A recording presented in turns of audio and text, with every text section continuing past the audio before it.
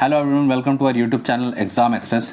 आज का जो हमारा टॉपिक होने वाला है वो यूपीपीसीएल के असिस्टेंट अकाउंटेंट की इन हैंड सैलरी के बारे में हम लोग बात करेंगे।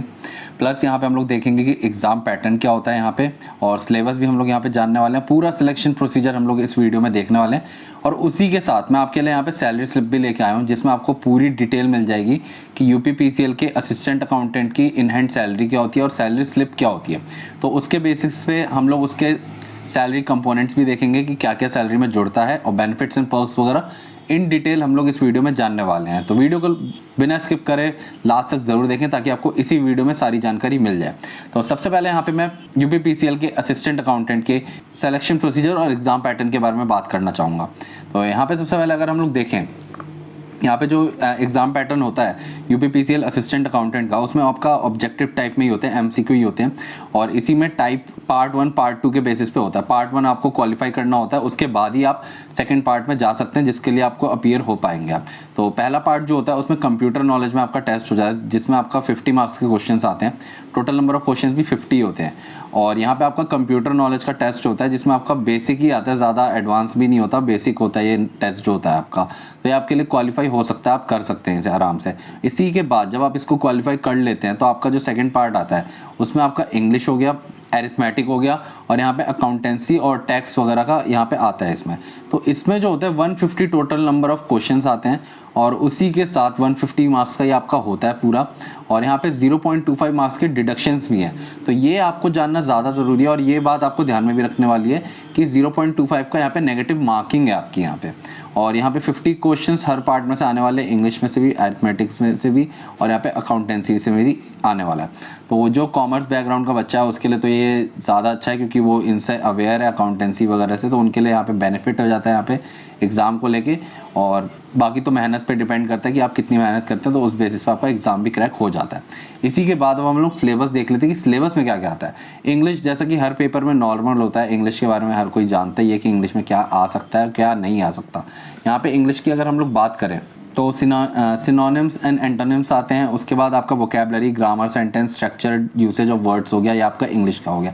और अरिथमेटिक में discount, profit and loss, time and distance, system, number system, mensuration, ratio and time, fundamental arithmetic operation, whole numbers, decimal and fraction, time and work, averages, ratio and proportion, percentage और interest, और table and graph. ये आपका हो गया maths का syllabus जो कि arithmetic में होगा। अब अगर हम लोग बात करें कि अकाउंटेंसी और ऑडिट एंड इनकम टैक्स में क्या क्या आता है, तो अकाउंटेंसी में से तो आपका depreciation, reserve and provision, branch and departmental accounts, double account system, profit and loss, trading and balance sheet, bills of exchange, bank reconciliation statement, rectification of error, balance sheet formats, self balancing ledger, income and expenditure account, capital and revenue and receipts and payment, ये आपका हो गया accountancy में से। और वहीं अगर हम लोग ऑडिट और इनकम टैक्स की बात करें तो उसमें से आपका voucher and verification, objects of audit, right, duties and liabilities of auditors, income tax provision related to chapter 6 of income tax act, ये सब आपका हो गया इनकम टैक्स में और ऑडिट में।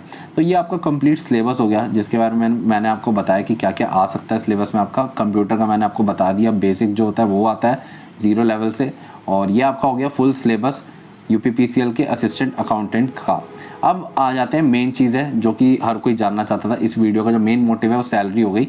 अब यहाँ पे हम लोग सैलरी की बात करेंगे कि यूपीपीसीएल के असिस्टेंट अकाउंटेंट की इन हैंड सैलरी क्या होती है। ऐसे यूपी की जॉब वैकेंसी है तो यहाँ पे हम लोग वाई सिटी और जेड सिटी के हिसाब से सैलरी जानेंगे कि क्या रहती है। तो सबसे पहले हम लोग देख लेते हैं यहाँ पे बेसिक पेज होता है। पे स्केल यहाँ पे 29,800 से लेके 94,300 का रहता है। वहीं बेसिक पे जो होता है वो 29,800 का होता है, चाहे वो वाई सिटी हो चाहे वो जेड सिटी हो, तो ये बेसिक पे यही रहेगा। डीए यहाँ पे मैंने जो कैलकुलेशन करके बताई वो 38% के हिसाब से 11,324, बिकॉज यहाँ पे सेंट्रल गवर्नमेंट ने डीए बढ़ा दिया, 38% कर दिया, 4% का इंक्रीमेंट आया है।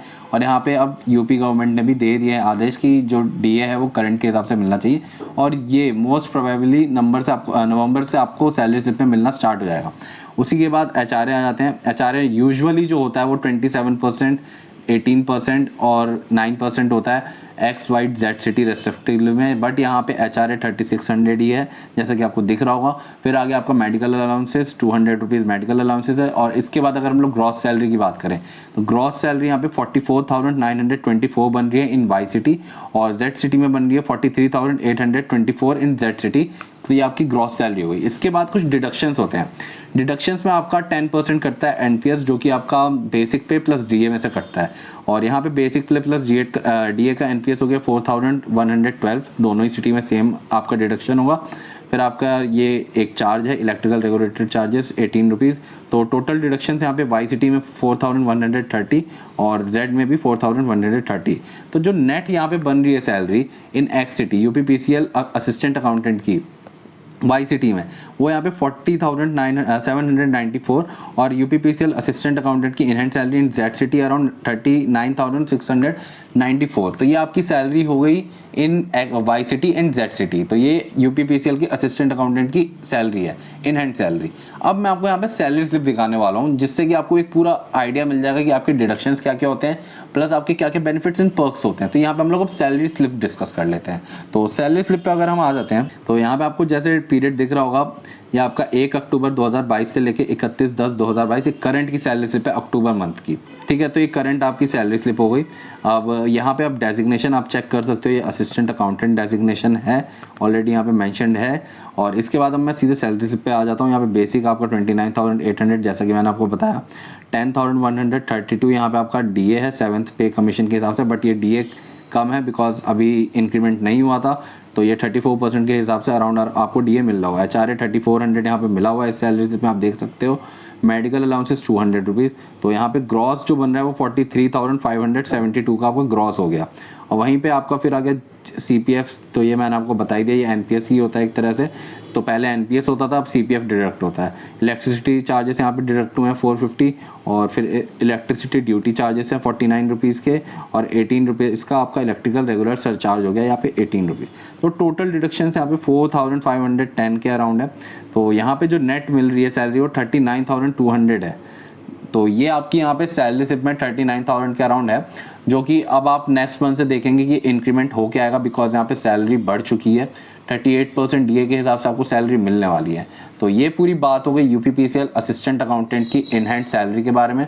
यहाँ पे हमने सैलरी स्लिप भी देखा, और यहाँ पे हमने सिटी वाइज भी देखा कि वाई सिटी जेड सिटी में क्या सैलरी हो सकती है, बेनिफिट्स एंड पर्क्स क्या क्या है, और सिलेबस क्या है, एग्जाम पैटर्न क्या है, सिलेक्शन प्रोसीजर क्या है, ये बातें हमने सब कुछ डिटेल में जान ली।